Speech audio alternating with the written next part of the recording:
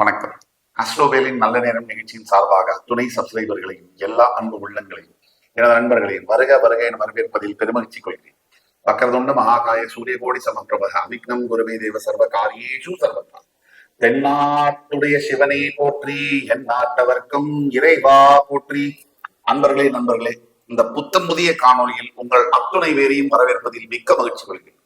இன்னைக்கு சனி பயிற்சி பலன்கள் 2025 சரியாக மார்ச் 29, 2025 நடக்க போகின்ற சனி பயிற்சி பலன்கள் 12 ராசிகளுக்கு எப்படி இருக்கும் பாக்குற வரிசையில இன்னைக்கு நம்ம பார்க்க போறது மீன ராசி, 12வது ராசி. மீன ராசிக்கு இந்த வீடியோ எப்படி எடுத்துட்டு போறோம்னா, இது வரைக்கும் மீன ராசிக்கு என்ன நடந்துச்சு, இந்த சனி பயிற்சி மூலமா எதை எதிர்பார்க்கலாம், எதை எதிர்பார்க்க கூடாது, அதுக்கு அடுத்தபடியாக அதுக்கு என்ன தீர்வுகள், அதை பத்தி பேச போறோம்.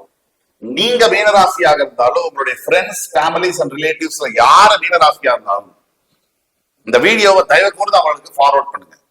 இந்த வீடியோவானது மீனராசி அன்பர்களுடைய வாழ்க்கையில் மிகப்பெரிய மாற்றங்களை கொண்டு வரும் என்பதில் எல்லளவும் சந்தேகமில்லை. அதுக்கு அடுத்தபடியாக உங்களுக்கு இந்த வீடியோ பிடிச்சிருந்துச்சுன்னா லைக் பண்ணி கமெண்ட் பண்ணி மறக்காம சப்ஸ்கிரைப் பண்ணுங்க.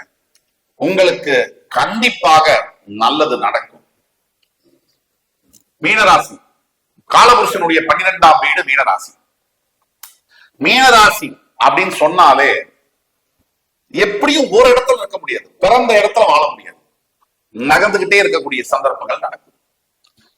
2, மீனராசி அப்படின்னாலே ஏழ்மையான குடும்பத்தில் பிறந்து ஏழ்மையான சூழ்நிலையில் வளர்ந்து வாழ்க்கையில் நினைத்து பார்க்க முடியாத உயரங்களை எட்ட முடியும். அதுதான் மீனராசியுடைய அடிப்படை ஒரு குணாதிசயம். மீனராசினாலே நல்லா வாழணும், காம்ப்ரமைஸ் எல்லாம் பண்ணக்கூடாது, நல்லா இருக்கணும் அப்படிங்கிற எண்ணப்பு வந்துடும். மீனராசி அப்படின்னாலே நல்ல வாசனை திரவியங்கள், நல்ல ட்ரெஸ், நல்ல ஆசைகள், இதெல்லாம் தன்னால வரும். மீனராசி அப்படின்னாலே இறைவன் பக்தி, இறைவனை நோக்கின சிந்தனை, இதெல்லாம் வரும். மீனராசினாலே கட்டுக்கடங்காத ஆசைகள் மனசுல வந்துகிட்டே இருக்கு. இதெல்லாம் மீனராசி. இதனால் வரைக்கும் மீனராசி என்ன நடக்குது, மீனராசிக்கு 7 சனி ஆரம்பிச்சதுல இருந்து மிகப்பெரிய பிரச்சனைகள் விரைய சனியா இருக்கும் போதே வந்துச்சு. சில தடங்கல்கள், தாமதங்கள், லைட்டா அந்த சனி சிக்னல் கொடுத்திருப்பார். வேலையில பிரச்சனை, குடும்பத்துல பிரச்சனை, தொந்தரவு, உடல் உபாதைகள், எண்ணங்கள், பயம், தூக்கம் இல்லை, இதெல்லாம் கொடுத்திருப்பார். இப்ப போராத வரைக்கும் ஜென்ம சனியா வருது. எப்பவுமே ஒண்ணு வச்சுக்கணும், சனி பகவான் 7.5 சனி ஜென்ம சனினா உடனே நல்லது நடக்கும், எனக்கு 7.5 சனி இல்லை அப்படின்னா விளையாட்டுக்கு சொல்லலைங்க. உண்மையிலேயே 7.5 சனியில ஜென்ம சனியில கூட சில பேருக்கு நடக்கும். அந்த சில பேர்ல நீங்க ஒத்தரா அப்படின்னு தெரியணும்னா உங்கள் சுய ஜாதகம், பிறப்பு ஜாதகத்தை பார்க்க வேண்டும். அப்படி பார்த்தாதான் உங்களோட லக்னாதிபதி தசாபுக்தி புத்திநாதனுடைய பலத்தை வச்சு உங்களுக்கு சனி பகவான் 7.5 சனியில நல்லது செய்வாரா கெட்டது செய்வாராங்கிறத பார்க்க முடியும். ஆனால் நாம் சொல்லக்கூடியது பொது பலன்கள்.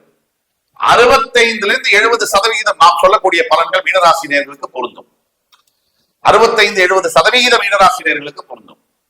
கண்டிப்பாக 7.5 சனி ஜென்ம சனியின் போது நாம் பிரச்சனைகளை எதிர்பார்த்தே ஆக வேண்டும். இதுல பொய் பேசுறதுக்கு ஒண்ணுமே இல்லை, நெகட்டிவா பேசுறதுக்கு ஒண்ணும் இல்லை, உண்மையை தான் பேசணும்.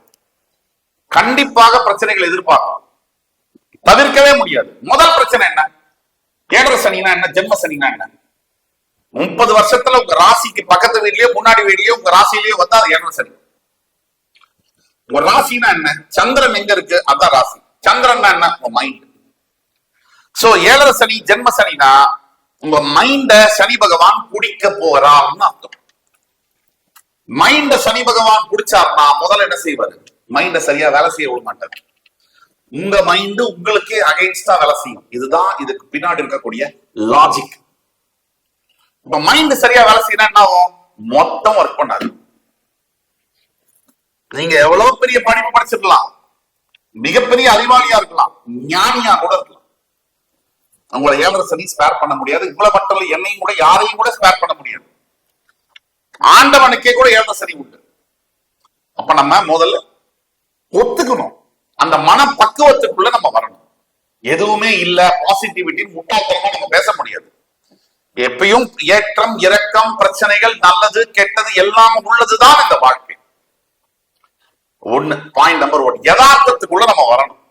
செகண்ட், இந்த என்ன பண்ணோம்னா முதல்ல மைண்ட வந்து பிளக்சுவேட் பண்ண வைக்கும். மைண்ட்ல வரக்கூடிய விஷயங்கள், சிந்தனைகள் நமக்கு எதிராகவே வரும். பயத்தை உருவாக்கும், பதட்டத்தை கொடுக்கும். பதட்டம்னா சஞ்சலம், இந்த இது பண்ணலாமா அது பண்ணலாமா, குழப்பம், இதெல்லாம் ஏற்படுத்தும். இது பாயிண்ட் நம்பர் 1. இரண்டாவது, உறவுகளில், முக்கியமான உறவுகளில் விரிசல்களை ஏற்படுத்தும். 20 வருஷமா சூப்பர் ரிலேஷன்ஷிப், ஹஸ்பண்ட் வைஃப், இப்ப பிரச்சனை ஏற்படும். அம்மா பையன், அப்பா பையன், அப்பா அம்மா பொண்ணு, அப்பா பொண்ணுக்குள்ள சூப்பர் ரிலேஷன்ஷிப், இப்ப பிரச்சனை பண்ணும். மாமனார் மாமியார் மருமக சூப்பர், ஆனா இப்ப பிரச்சனை பண்ணும். 3வது, உடல் உபாதைகளை ஏற்படுத்தும். நீங்க எந்த 7.5 சனியில இருக்கீங்கன்றத பொறுத்து. 3வது 7.5 சனியில இருக்கீங்கன்னா உங்க வாழ்க்கையில உடல் உபாதைகளை ஏற்படுத்தும். நான் சொல்லக்கூடிய அகைன் 65 முதல் 70% மீனராசி என்பவர்களுக்கு பொருந்தும். 30% ஏன் பொருந்தாதுன்னா, உங்களோட சுய ஜாதகத்துல சூப்பரா இருந்ததுன்னா நான் சொல்லக்கூடிய பலன்கள் ஒண்ணுமே கூட இல்லாம கூட போலாம். இது பொது பலன்கள். குறிப்பிட்ட உங்க ஜாதகத்தை நீங்க வாட்ஸ்அப் நம்பர் கீழே கொடுத்துருக்கோம், அதுல கான்டாக்ட் பண்ணி எங்கள்கிட்ட பணம் கட்டி அப்பாயின்மெண்ட் வாங்கி பாத்தீங்கன்னா உங்களுக்கு உண்டான எதிர்கால பலன்களை துல்லியமாக கணித்து தர முடியும். 2. 3வது சொல்லிட்டேன். 4வது பாயிண்ட் என்னன்னா, பண பிரச்சனைகளை தருவார். பணத்தின் பணம் தானே இன்னைக்கு எல்லாமே. சோ ஒரு இடத்துல சுவிட்ச் ஆஃப் பண்ணா 50 லைட் அணையும்ல, அந்த மாதிரி எல்லாம் இருக்குல்ல கரண்ட் கனெக்ஷன். பணத்தை சுவிட்ச் ஆஃப் பண்ணுவார். பதட்டத்தை ஏற்படுத்தும். பணம் வந்து இல்லைன்னா பேங்க் அக்கௌண்ட்ல எல்லா வியாதியும் வந்துடும். நம்ம உடம்புல பணம் இருந்தாலும் வியாதி வரும், அது வேற வியாதி, அது சந்தோஷத்துல வர வியாதி. பணம் இல்லைனாலும் வியாதி வரும், மனவியாதி வரும். மனவியாதி உடலை அஃபெக்ட் பண்ணும், உடம்புக்கும் மனசுக்கும் கனெக்ஷன். 3வது, யாருக்கிட்டையும் ஒரு நல்ல ஒரு இன்டர்பர்சனல் ரிலேஷன்ஷிப், ஒரு நல்ல இணக்கமான சூழ்நிலை இல்லாத மாதிரி பண்ணும். இது 3வது. 4வது, ஹஸ்பண்ட் அண்ட் ஒய்ஃப்குள்ள எங்கோ சம்பந்தமே இல்லாதவர்கள் மூலியமாக பிரச்சனைகளை கொண்டு வரும். 4வது, கருத்து வேறுபாடு மூலியமா நான் தனியா இருக்கேன் நீ தனியா இருக்கேன்ற அளவு கொண்டு போய் விடக்கூடிய வாய்ப்புகள் இருக்கு. 5வது, பிசினஸ்ல உங்க பார்ட்னரோட உங்களுக்கு பிரச்சனைகளை ஏற்படுத்தும், பிசினஸ் ஹால்ட் பண்ணும். 5வது. 6வது, உடம்பே வந்து ஒரு நல்ல ஆக்டிவா இருந்த ஆளு சோர்வாயிடுவீங்க. இதெல்லாம் வாய்ப்புகள் இருக்கு, அந்த மாதிரி வரக்கூடிய சான்சஸ் ஆஃப் தேர். இது எப்படி கையாளணும்ங்கிறது நான் சொல்றேன். 7வது, சில தேவையில்லாத பேட் ஹாபிட்ஸ், மனசுல வரக்கூடிய குழப்பத்தினாலையும் பிரச்சனைனாலையும் சிகரெட்டு, தண்ணி, தேவையில்லாத பேட் ஹாபிட்ஸ் எல்லாம் வரக்கூடிய வாய்ப்புகள், தீய பழக்கங்கள் வரக்கூடிய வாய்ப்புகள் உண்டு. 8வது, பல ஆண்டுகளாக நீங்கள் சேர்த்து வைத்த புகழ், பெயர், பெருமை, பணம், இது எல்லாத்துக்கும் ஆபத்து வரக்கூடிய வாய்ப்புகள் உண்டு. எல்லாத்தையும் சொல்லிட்டீங்களே சார், எப்படி சார் வாழ்றது? இதெல்லாம் இருந்தும் இதுலயும் அடிச்ச ஒருத்தன் ஜெயிச்சான்னு சொன்னா அவன் யாரு?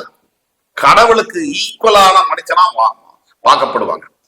சோதனையில யாரு ஜெயிக்கிறானோ அவன் தான் சாதனை பண்ண முடியும். எல்லாமே நல்லா இருந்து சாதனை பண்ணிட்டு அதுக்கு பேர் சாதனையே கிடையாது. இவ்வளவு பிரச்சனைகள் வரணும் இருந்தாலும் இதுலயும் நான் நிக்கிறேன் சார், இந்த அடிச்சு காப்பிடுறேன் அப்படிங்கிற நம்பிக்கை யாருக்கு இருக்கோ அவங்களுக்கு தான் இந்த வீடியோ சமர்ப்பணம். ஆக இதெல்லாம் வரக்கூடிய வாய்ப்புகள் இருக்கு. சனி பகவான் உங்கள் ராசியில் உட்கார்ந்து உங்களுடைய 3ஆம் வீடு, 7ஆம் வீடு, 10ஆம் வீட்டை பார்க்க போகிறார். உங்களோட 3ஆம் வீடு அவர் பார்க்கும்போது நீங்க எடுக்கக்கூடிய முயற்சிகள்ல காலி பண்ணுவார். 7ஆம் வீடை பார்க்கும்போது குடும்பத்துல பிரச்சனைகளை கொடுப்பார். 10ஆம் வீடை பார்க்கும்போது செய்யக்கூடிய தொழில காலி பண்ணுவார். இதான் விஷயம் இப்ப இருக்கு. இதற்கூட தீர்வு என்ன? முதல் தீர்வு, கண்டிப்பாக மீனராசியில் இருக்கக்கூடிய அனைத்து அன்பர்களும் திருநள்ளாறில் இருக்கக்கூடிய தர்பாரண்யேஸ்வரருக்கு போய் தரிசனம் பண்ணி அபிஷேகம் செய்து நல தீர்த்தத்துல குளிச்சு, அதாவது கருவியில வஸ்திரத்தை கட்டி போய் அவருக்கு அபிஷேகம் ஆராதனை பண்ணி அர்ச்சனை பண்ணி உங்களால் முடிந்த உணவு, ஆடைகளை, கருவியில வஸ்திர ஆடைகளை தானம் செய்ய வேண்டும். புடவையோ வேஷ்டியோ ஒரு 100 பேருக்கு முடிஞ்சு 10 பேருக்கு பண்ணலாம். பணம் இல்லைன்னா முடிஞ்சதுன்னா 100 பேருக்கு பண்ணுங்க. 2வது, படிக்க முடியாத ஏழை பெண் குழந்தைகளுக்கு உங்களால் முடிந்த மாதந்தோறும் உங்களால் முடிந்த தான தர்மங்களை செய்யுங்கள். 2000மோ 1500 5000மோ 10000மோ உங்கள் வசதிக்கு ஏற்ப. சில பேர் நம்ம ஊர்லயே சொல்றாங்க 10 கோடி வச்சிருக்கேன் சார், மாசம் 1000 ரூபாய் தரேன் சார். இதுக்கு சனி பகவான் உங்களுக்கு பனிஷ்மெண்ட் தான் கொடுப்பாரு.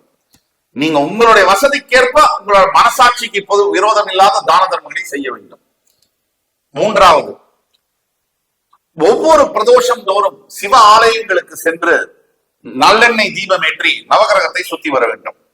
4வது, கால பைரவருக்கு, அதாவது மத்திய பிரதேஷ்ல இண்டோர்ல மகா கால பைரவர் கோவில் இருக்கு. முடிஞ்சதுன்னா அங்க போங்க, முடியலையா உங்கள் அருகாமையில் இருக்கக்கூடிய திருநாய்களுக்கு உங்களால் முடிஞ்ச உணவு, தண்ணீர் போன்றவற்றை கொடுங்கள். இது ஒண்ணுதான் நீங்க செய்யக்கூடிய தர்மம் தான். ஏன்னா சனி பகவான் தர்மகாரகன், கர்மகாரகன்.